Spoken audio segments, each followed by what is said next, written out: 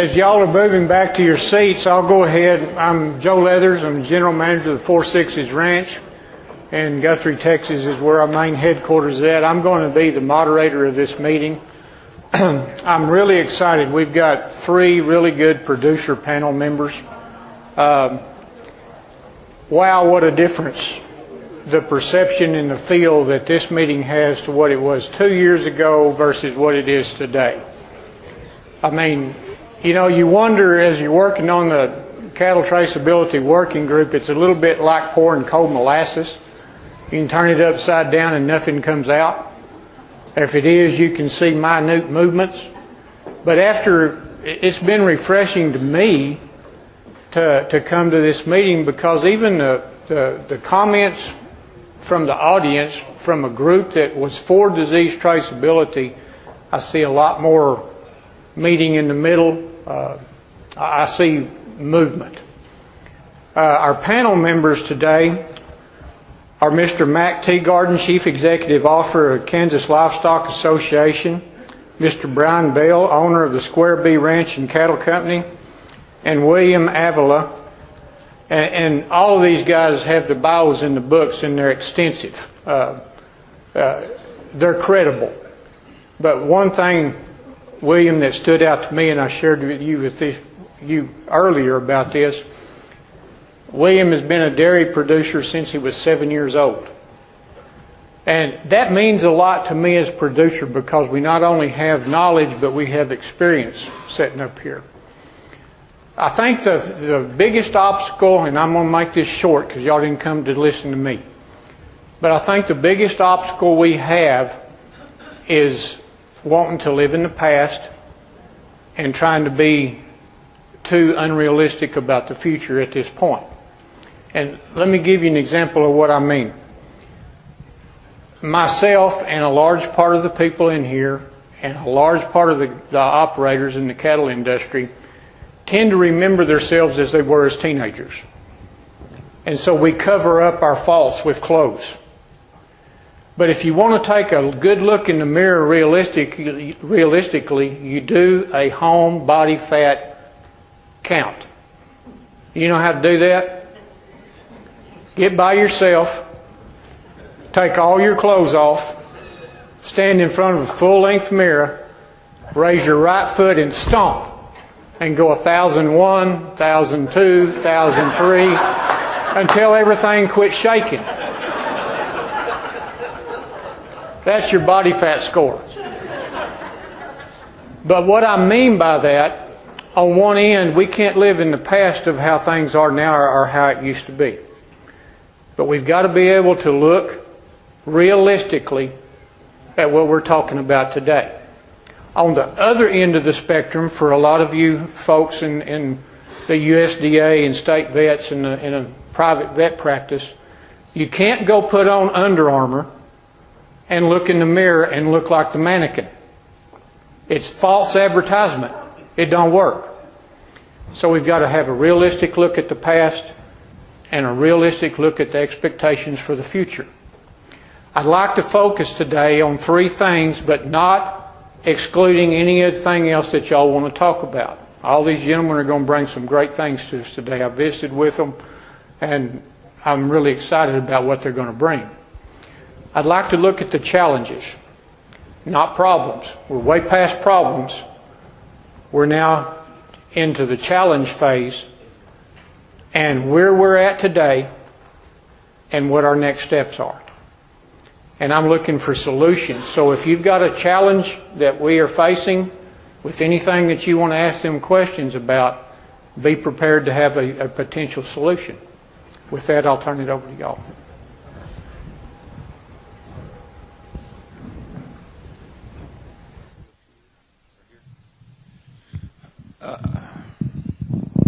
Good afternoon. I'm not going to go home and do that little test. And I'm trying to figure out how I'm going to scrub that image out of my mind. Nobody wants to see that, I don't think. So anyway, have you all heard that we're doing a traceability project in Kansas? I think, I don't know, I'm not sure that we've had any, at least not very many of our speakers today not mention that, and I appreciate that, and I think that is, I'm pleased that last December KLA members recognize we've been supportive of traceability for a number of years and supportive in our policy, and that is what guides our staff, our professional staff, and our volunteer leaders is the member-driven policy. We have a policy supportive of traceability for a lot of years, but it has not, I think, put the proper emphasis on that topic. Our members recognized that, and last December added 4 words. Dr. Smith had those words up on the screen earlier today, but those 4 words were pretty key. So added mandatory and for all cattle to our traceability policy. Now, mandatory is, that's kind of a magic word in this realm, right? And leads to lots of conversations and cussing and discussing and probably more at the end of the day at the bar as folks get together and talk about it more. What we took from that, more than some desire by our members to go and say to USDA or to KDA or whomever, impose upon us a traceability system, it was a signal for us to get off our tails and let's do something, and let's make progress. Stop talking about it. Stop talking about that we need it. The industry needs it, and let's do something. And so that manifests itself in the Cattle Trace Project, and we've got awesome partners with the Department of Ag in Kansas, the U.S. Department of Agriculture, the Beef Cattle Institute at K-State, and some of our members working together to get that program off the ground and moving forward. And I think, you know, I've been around for a while, and a number of the iterations of traceability, all the letters that we've used over the years, and I think I'm optimistic that this project will knock down some of the barriers and or the reasons that folks hold up as reasons why we can't do this and why it'll be impossible to have traceability, meaningful traceability in our business. So I'm really excited about our project and looking forward to the results, seeing those results, how it works in the real world with cow-calf producers at auction markets, at the feed yard, and at the processor. So Dr. Smith made this point, and I'm going to reiterate it. I think this is, Joe, your instructions about opportunity or challenges and opportunities here. The project, Cattle Trace Project, is very, very focused on animal disease traceability. From our perspective, from KLA's perspective, that's important because our policy is specific to animal disease traceability. But I think that's kind of like buying insurance, and it's important. We want it, but it's not very exciting, right? And so this purpose-built infrastructure that's part of our project, I think, is where we're really going to drive value back to the participants and the businesses, the producers, and the businesses that serve our industry coming alongside, using that technology, using that tag and the readers that are in place because of the project. That's where the value will really come back to individual producers. And so not just be insurance, and so not just a cost, but really drive value back. And when I can't remember now what was the link? I can't remember. Where's Neville at? What was that link? Whatever that poll that we had up that first break. Slido, thanks. But that first bar, right? If you could find additional value, make your calves worth more. That was a popular reason for doing this, and so I think that's what excites me. In addition to having traceability and serving that purpose, the value that we can drive back, the things we can learn by taking advantage of this technology. Let's see, next steps, Joe, was the other charge for us. So tags in for us, for cattle trace, tags going in this fall. We've got some cattle tagged already, and really trying to identify some cattle that we can track end to end, start to finish, and have that good test.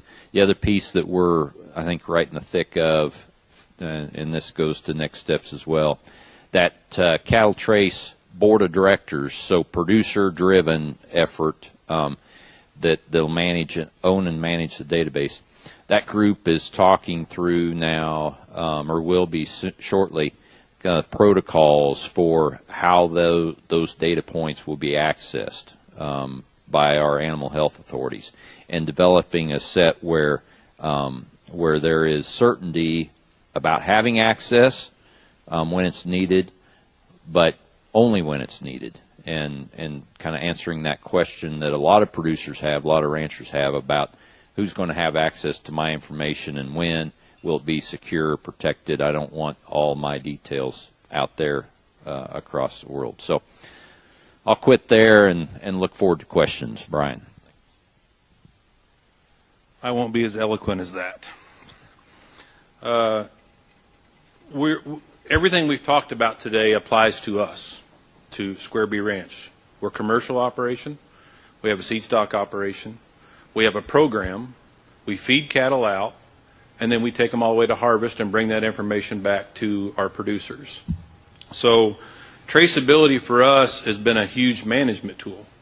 We use the EIDs as a management tool, not only in our own herd, but the 2,000 to 3,000 head that we breed every fall of multiple producers throughout the state of Missouri.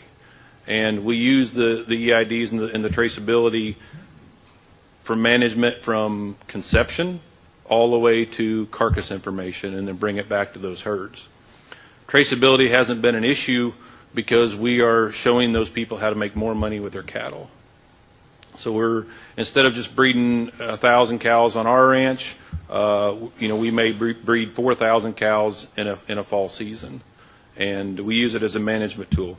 We also use it as a tool to add value, like Chip Kemp talked about. Adding value takes the tension away from putting an EID in that cow, and that's one of the ways we use it. Challenges. Education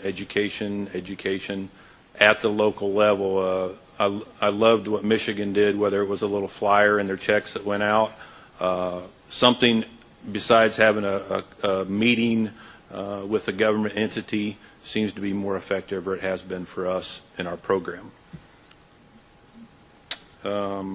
Challenges, we just talked about that, is we have not seen the challenge of traceability.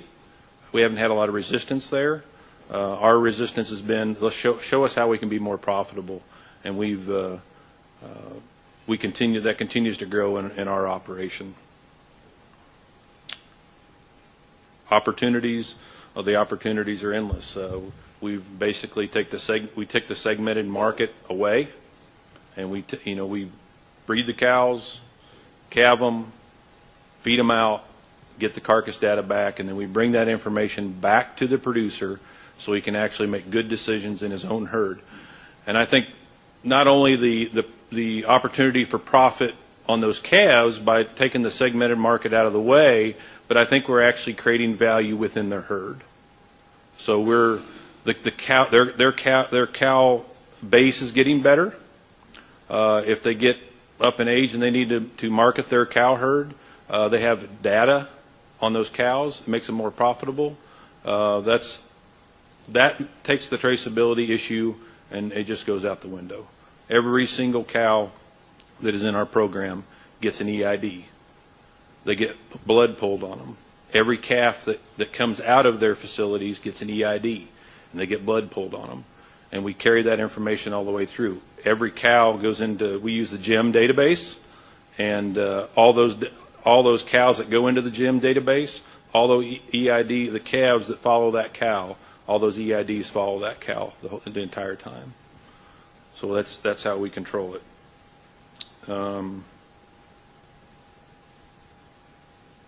That's all I've got.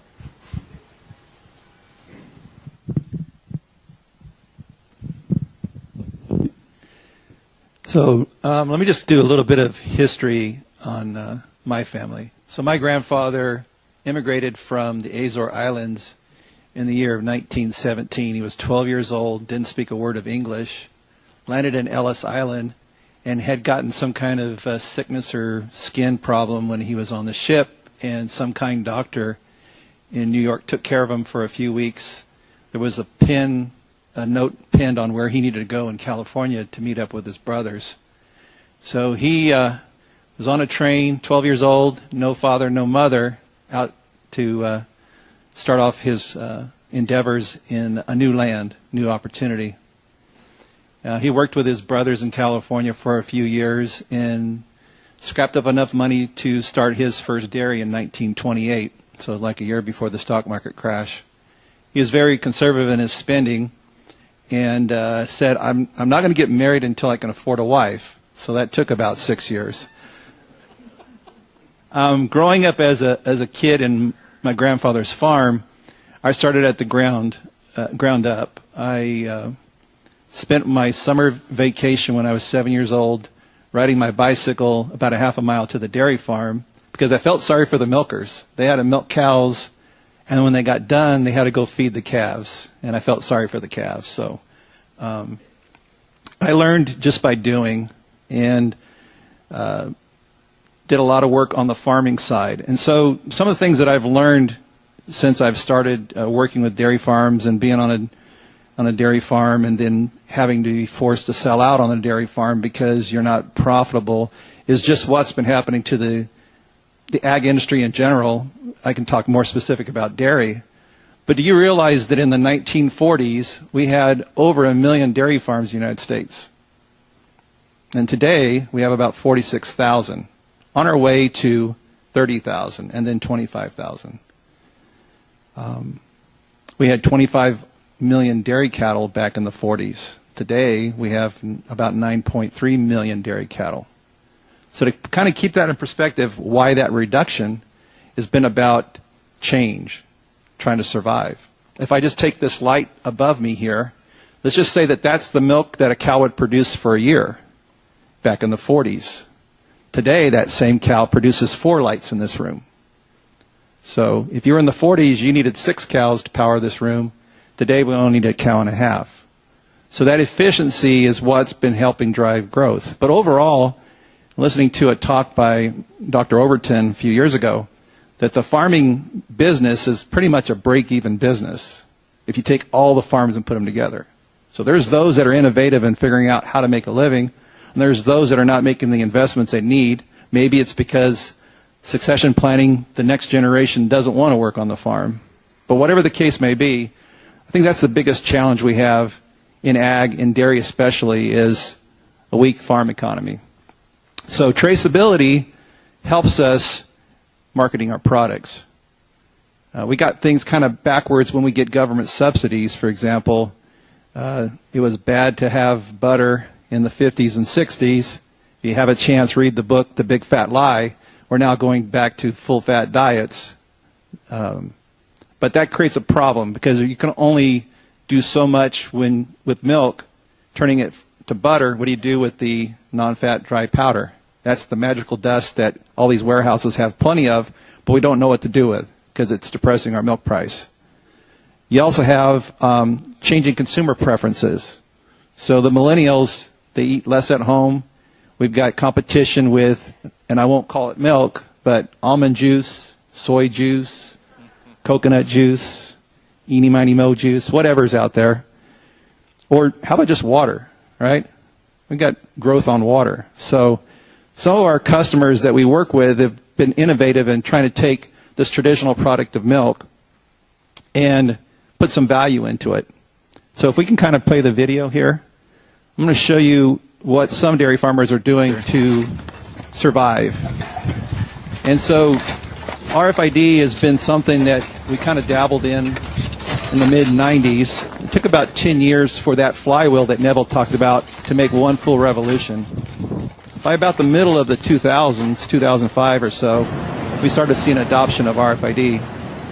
And the easiest time in the dairy business to tag an animal is when they're born.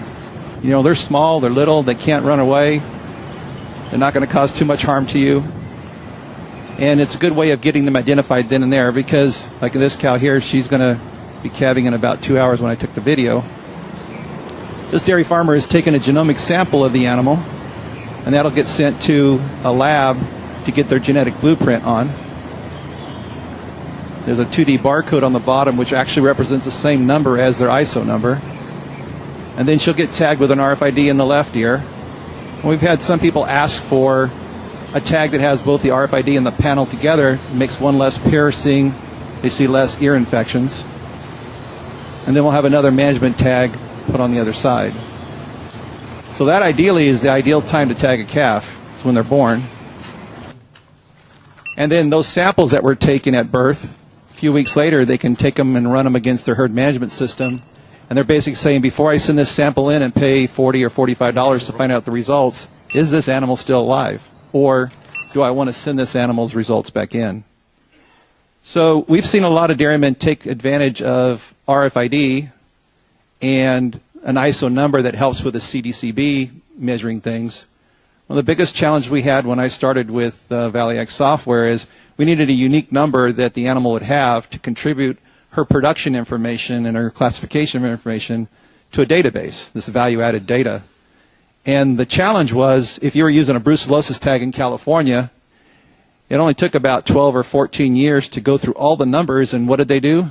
Started back with the next number or the previous number that they started in the beginning. So we started getting duplicates of animals in the system, and the USDA had to kick those out because you couldn't have two cows with the same identifier.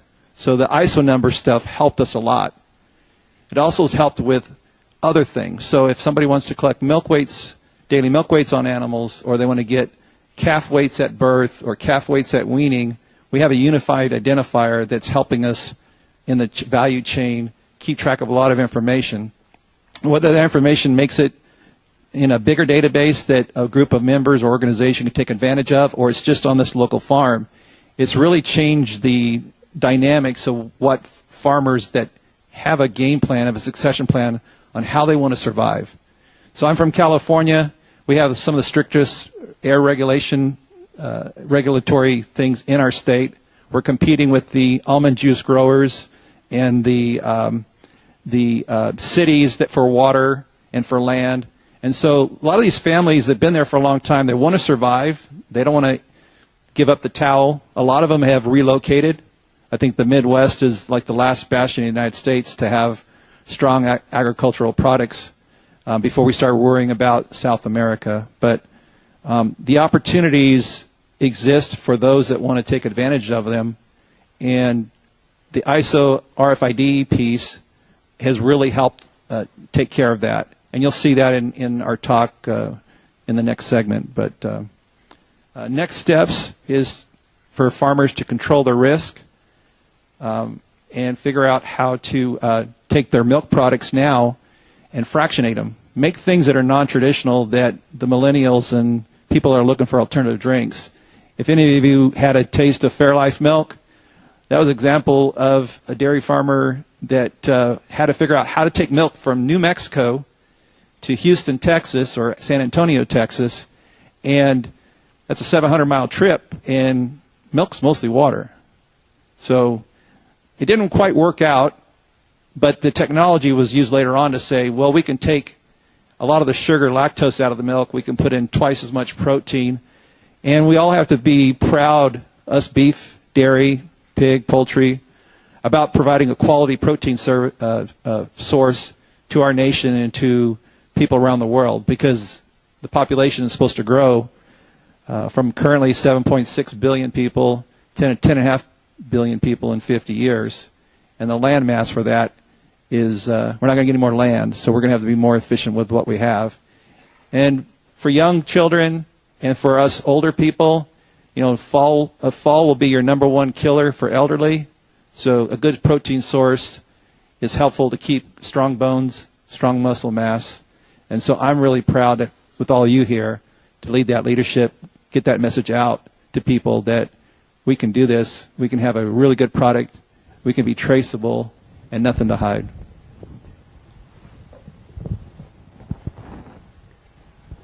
Any questions?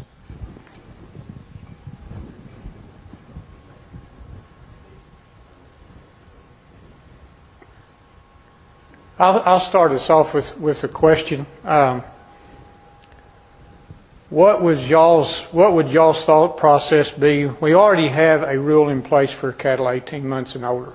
I mean, that's without saying. And our charge as a cattle traceability working group was to enhance that first step.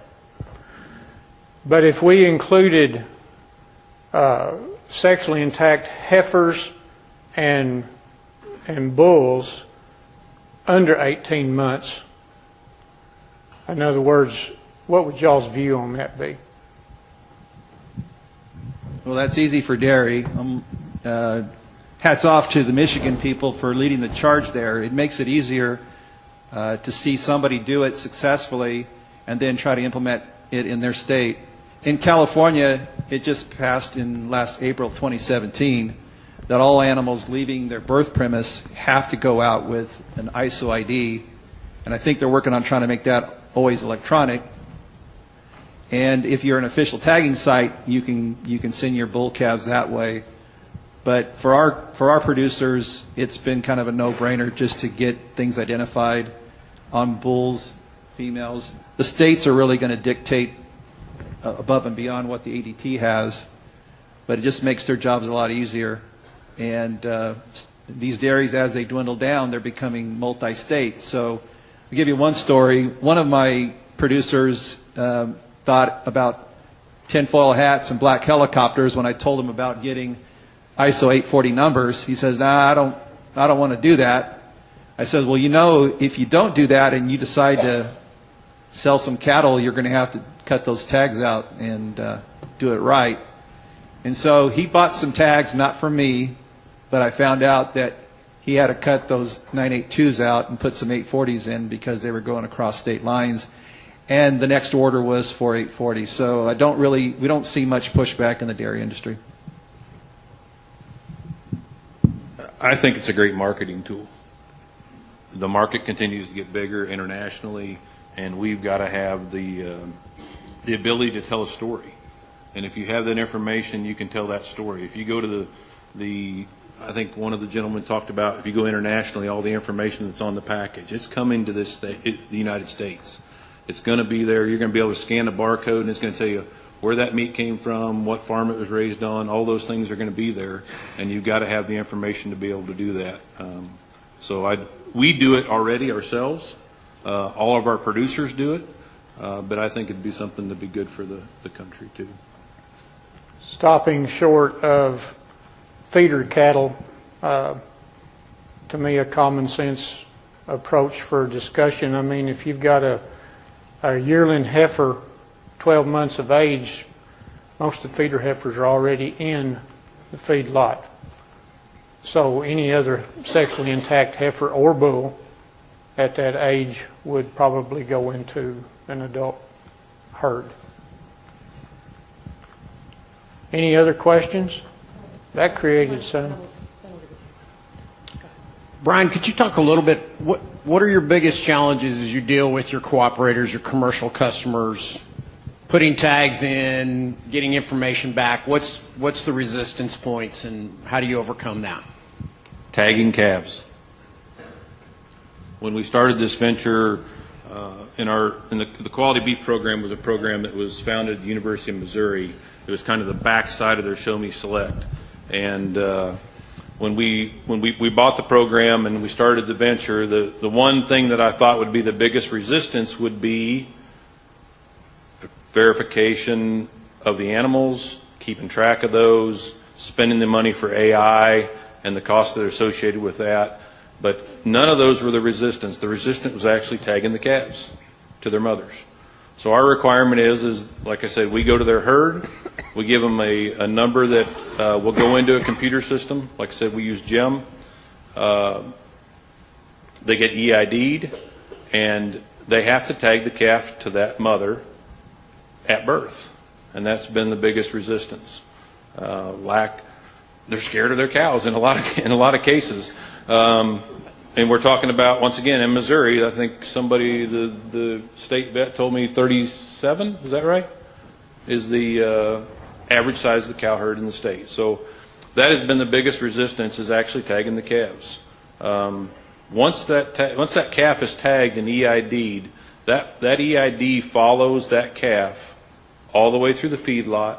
It goes on the hook that they're hooked on at the packing plant, and all that information comes back from the packing plant, and we tie it back to the cow. And the biggest resistance that we face to date is tagging the calves. William, in the dairy industry, we have a different environment in that they're using the EID very strongly for dairy management. It doesn't really necessarily translate to beef production real well. But you showed some genomic tie-in and some other things. What are some of the value-added things that over time you've seen brought into the dairy industry that the beef production complex could use to bring more value to the system? I think Brian just alluded to it. I have one beef farmer that I work with. He happens to have a beef ranch and a dairy operation, but they use 840 buttons on their beef crop because they get information back from the slaughterhouse, the yield grade information. So for dairy, you're always looking to know how much milk did this cow produce. You're getting some type of information to let you know how profitable she is in the operation. So for the beef side, I think it's that getting some information back. It was said earlier about the 5-week-old calves in Alabama, right? It's just getting them something to know what to go off of to let them plan some more. I think it's a big benefit to get, from an education perspective, to get the producers to understand that it will take a while. I think in the beef industry, it's more fragmented. I think there's 750,000 cow-calf producers. We got 46,000 dairy farms. So when you all start consolidating down, it'll start to make some sense. But I think that's the differentiation, is what value do I get coming back? Will it make any decision changes that I do in my breeding program? Or whatever source verification out, whatever niches are out there. I think we've got time for 2 or 3 more quick questions.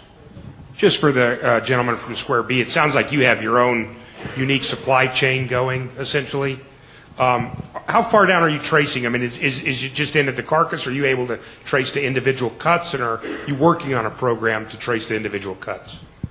Currently, we just at the carcass, and we look at everything on the carcass, not just yield grade and quality grade. We look at carcass weight, and then we, like I said, we tie that all back to the cow. And the most important part that we don't really talk about much, because we're always so focused on the carcass side, is the females. You got to track the females. You got to have a cow that's going to last 10 years in your herd. They're not profitable till year 6, so you can't give up on the female in this process. You got to have good quality females that will grow and grade well and be profitable for the producers.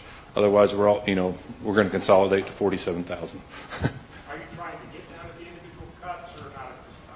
Not at this time. I feel like, just personally, vertical integration's come into this industry probably faster than we want it to, and our program will be prepared for that. We'll have traceability, we'll be able to tell a story, and we'll have the type of cattle that people want to buy and provide a good eating experience for the consumer. I'm a livestock exporter, and Mr. Avila, I'm glad you brought up the genomic testing on the dairy cattle that's taking place. And the reason I wanted to just point something out, firsthand clients that I have internationally, I can tell you on value added, I've got people right now in other countries that will not buy dairy cattle from us unless they've been genomically tested. And this is going to be new to a lot of the beef cattle producers. I'm personally very far away from genomic testing on my ranch, but I do see the train coming, and it's something we need traceability first and foremost, but these are factors that are going to weigh into international trade down the road that the dairy business is rocking it right now, and I'm glad they've gone that direction, and we will slowly follow suit down the road, but it's something that needs the attention. But the traceability that you've already got is enabling me to sell more cattle internationally. And also, the problem I'm having that needs to be pointed out for value added, if I can't trace these dams in the dairy business, I'm also losing customers. I can always trace the semen. Okay, the semen that goes in the dairy business is easy to trace, but I have clients that won't buy cattle because I can't trace the dams. So just like you were saying in Kansas, you've got to keep track of these mamas. It's really important. The video that you saw about them tagging genomics, in order for dairymen to survive, they can't afford to raise every heifer that's born on their dairy. So if you have the opportunity to get an extra $200 per drop calf because it's a terminal cross as opposed to it being just another dairy animal, and you're going to raise heifers but you can't raise them all, we're getting into the beef business on the dairy side. We have no choice but to do that in order to be profitable. So the idea is to raise just enough heifers of the highest quality you can and get extra premium, because on the beef market side there's somebody willing to pay for that. We've got time for one more question. The gentleman right over here, I think you've got a microphone. No. Oh, I thought you were. I thought you had a question. No, I'm good. Is there any other questions, real quick? If not, let's give a round of applause.